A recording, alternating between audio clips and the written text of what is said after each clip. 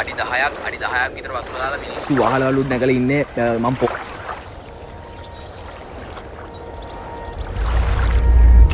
මිනිස්සු තමන්ගේ මතේ උඩට ගන්න නොකරන දෙයක් නෑනේ බං.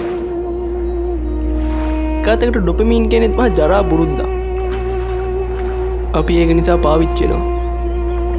සෝෂල් මීඩියා වලින් එන කුණු චින්තනයට ඩොපමීන් එකතු වුණාම මිනිස්සු තමන්ගේ ගෑණි උනත් විකුණන්න දෙපාරක් හිතන්නේ නෑනේ. මොකක්ද බං බේ පරණ ටේප් එක මට නම් ඇති වෙලා තියෙනවා. මට නම් ඇති වෙලා තියෙනවා. මම දාම එකම බණේනේ. මම ඇති වෙලා තියෙන්නේ දැන්.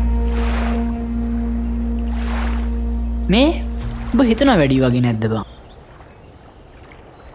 හිතනවා වැඩි උනේ හිතන්න දේවල් ගොඩ වුණ නිසා. හොයි තු ආදියන්කෝ.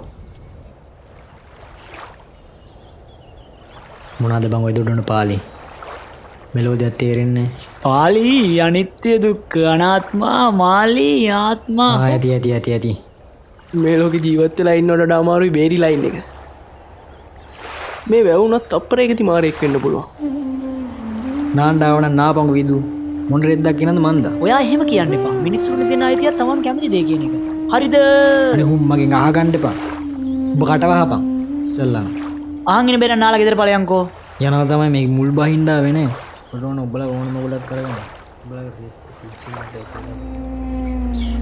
ඌත් ගියා. අපිටත් කොහෙලා හරි යන්න වෙනවා. නාම්